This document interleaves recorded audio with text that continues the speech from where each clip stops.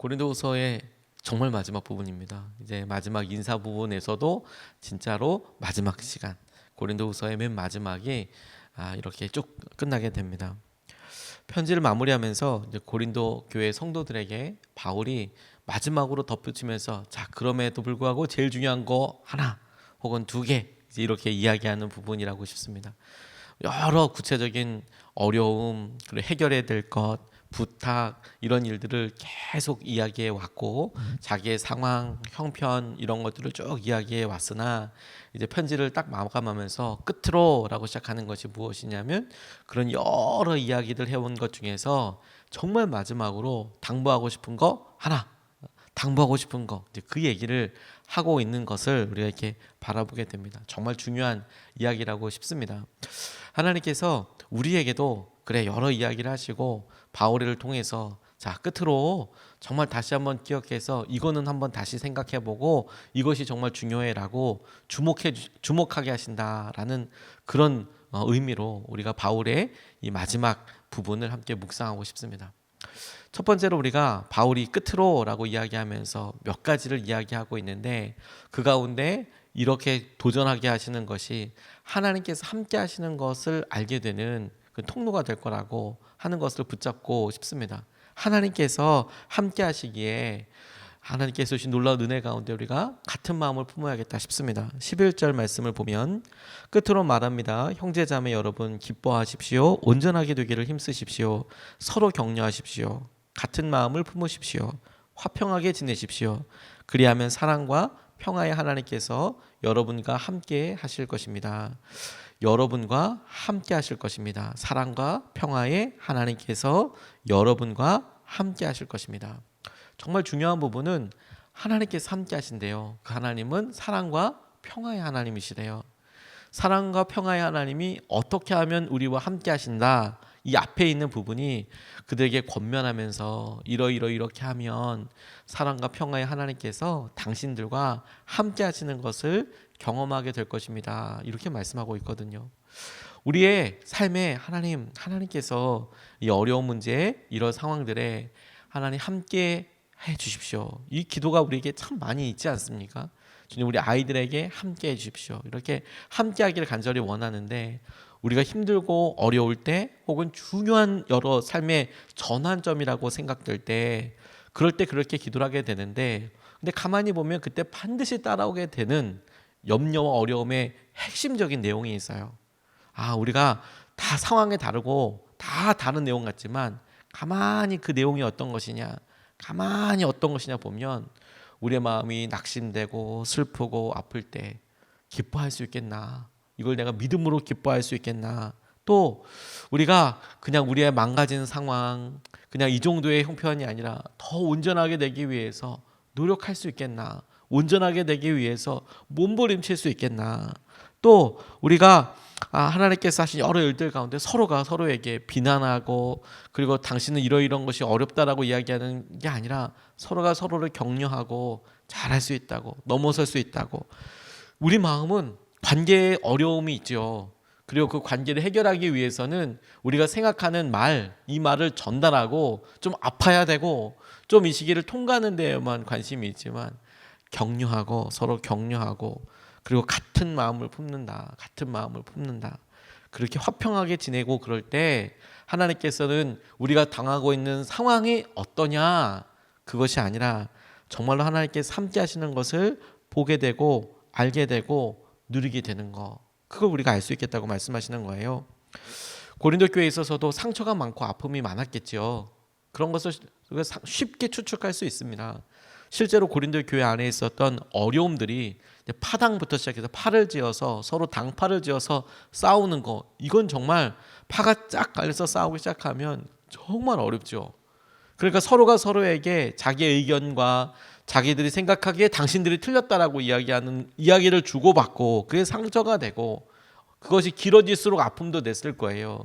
그런데 여러분 그런 상처가 되고 아픔이 됐던 여러 일들에 공동체 스스로가 죄를 발견하고 그것을 제거하는 데까지 크고 작은 오해와 아픔이 있었을 텐데 그런데 그럴 때일수록 오히려 주님께서 우리에게 이 모든 일들 과정을 통해서 같은 마음을 품고 서로 기뻐하고 서로 격려하고 하나님께서 하신 은혜를 누리도록 하게 하신 것을 우리가 붙잡아야 하겠습니다.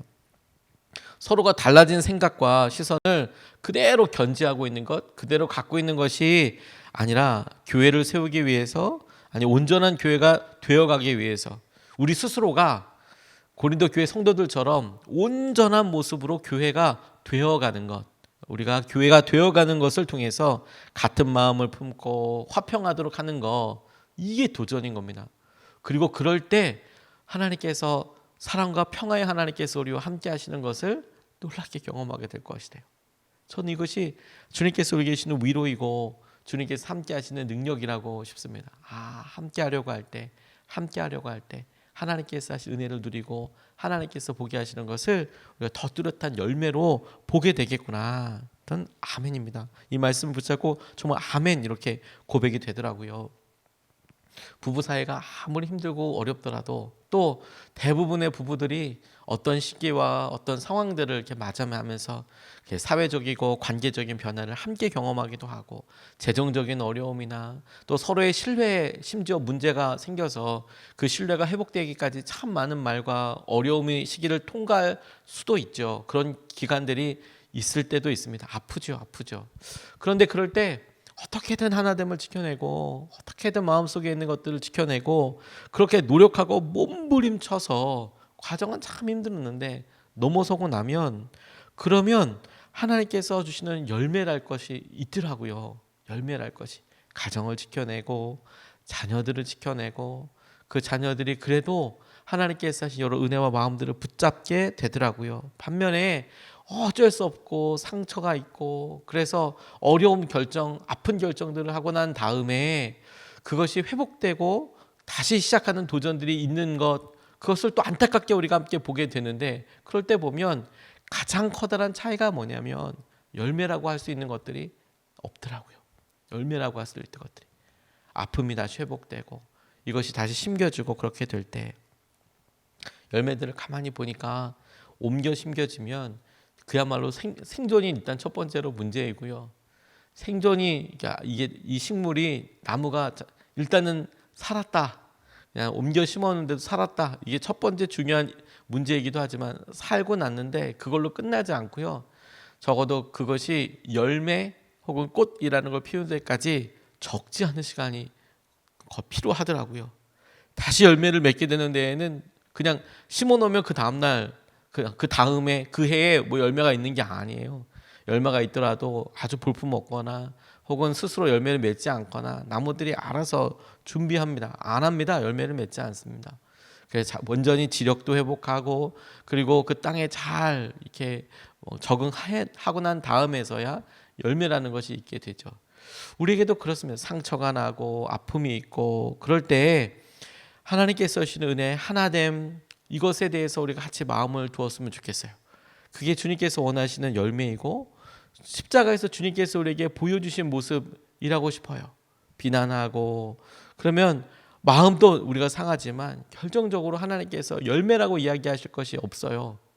성령의 열매를 생각해 봐도 이것이 우리의 성품과 관련된 건 아닙니까? 그러니까 예를 들어서 구체적인 문제로 예를 들어서 코로나로 인하여서 우리의 사업에 문제가 있어요. 그러면 그건 실제적인 문제이죠. 혹은 재정에 어려움이 있어요. 이건 실제적인 문제이죠. 당장 결제를 해야 되고 혹은 관계에 문제가 있어요. 이 관계 때문에 상처가 너무 돼서 함께하는 게 어려울 수 있죠. 근데 이런 여러 어려운 구체적인 상황들이 성령의 열매는 없어요.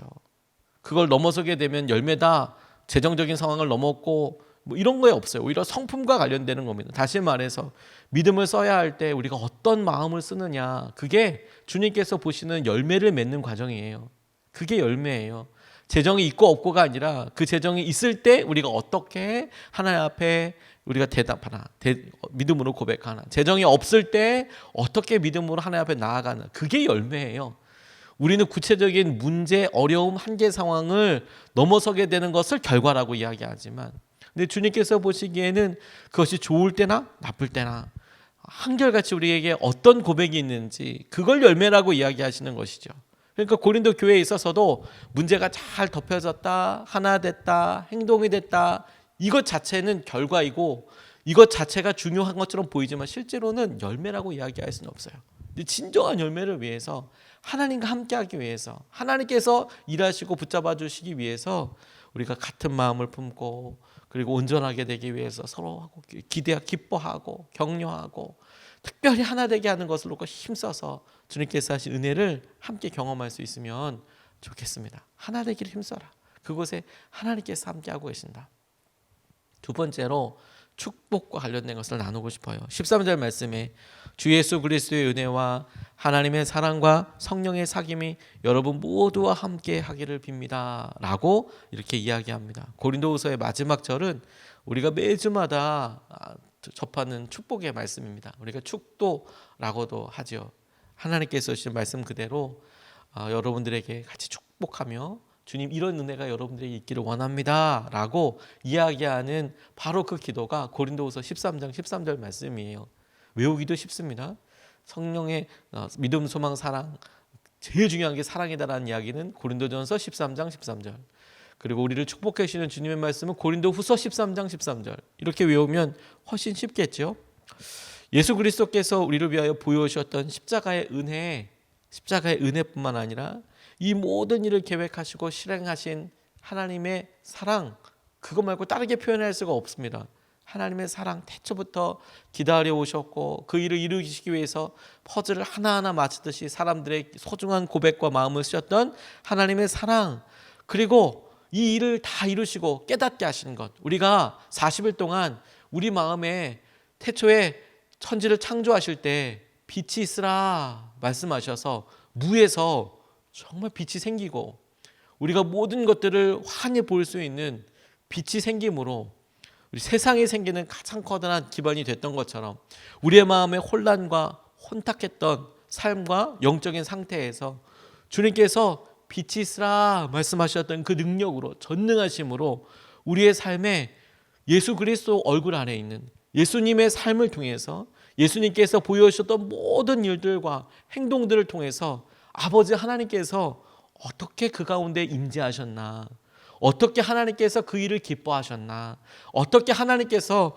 그 일에 대하여 당신의 임재와 사랑과 계획을 우리를 통하여 깨닫게 하셨나. 우리는 그것이 우리에게 지혜가 있고 우리의 상황 때문이라고 생각하기 쉽지만 그게 아니고 태초에 빛이 있으라 말씀하신 주님께서 우리의 심령에 예수 그리스도의 얼굴에 있는 하나님의 영광을 알아보는 그런 놀라운 은혜를 주셔서 우리가 이것을 알게 되었고 보게 하셨죠. 그 일을 성령님께서 우리에게 하시는 거예요.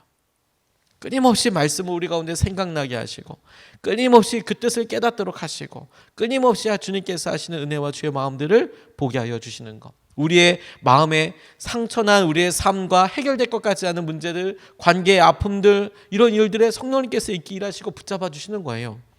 고린도 교회가 어떤 어려움을 당했을지 우리가 다 안다고 생각할 수는 없겠지만 성경에 나와 있는 바울이 이야기했던 구체적인 문제들을 통해서 우리가 짐작할 수 있지요. 실제로 우리가 만약에 그 공동체 안에 있었다면 성경에 쓰여진 것 말고도 아마 많은 어려움이 있었을 수 있겠다고 생각할 수 있습니다. 그럼에도 불구하고 우리가 주목하며 붙잡을 수 있는 것은 예수님의 은혜, 하나님의 사랑, 성령님의 사귐이 결국에는 교회를 성숙하게 하고 지켜냈으며 그분을 의지하는 모든 사람들에게 생명의 능력으로 역사하셨다라는 거예요. 결국에는 더 많은 문제가 고린도 교회 안에 있었겠죠. 그럼에도 불구하고 예수 그리스도의 사랑과 하나님께서 그들에게 계획하시고 역사하셨던 예수님의 은혜, 하나님의 사랑, 성령님께서 교통하게 하시고 사귀게 하신 그런 놀라운 은혜가 결국에는 그들을 지켜내고 이끌어 보시고 하나님께서 하신 귀한 은혜의 열매를 향하여서 가게 하여 주셨다. 이 하나님이 하신 일에 대해서 우리가 마지막으로 같이 붙잡고 싶어요.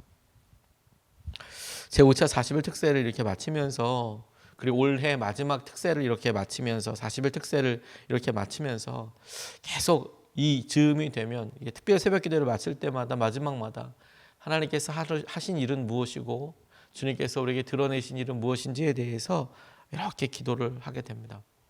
특별히 이번 40일 특별 새벽 기도회는 수험생들을 위해서 의미 있게 기도하게 된 것도 너무너무 감사해요. 하나님께서 이제 어제 시험 보고 오늘 마치고, 그리고 또 놀라운 것은 추수감사절이 또 이렇게 있지요. 주님께서 이 모든 일들을 감사하게 하시는 거구나. 주님께서 이것을 우리 공동체에서 하게 하시는 귀한 감사로, 은혜로 우리에게 받아주셨구나. 이런 생각도 들었어요. 어저께 수능 시험이 8시 40분서부터 이제 시작이 되었는데, 아침에 이렇게 전화를 드리고 기도해 드리려고 했더니 일찍 다 가 있더라고요. 너무 일찍 깨우면 손해 그렇게 될까 봐 새벽 예배 끝나고 계속 기다리고 있다가 전화를 한 건데, 이미 이제 학생들은 다 가서 제일 부모들이 기도하기 어려운 시간들이 이제 시작하는 시간이거든요. 8시 40분.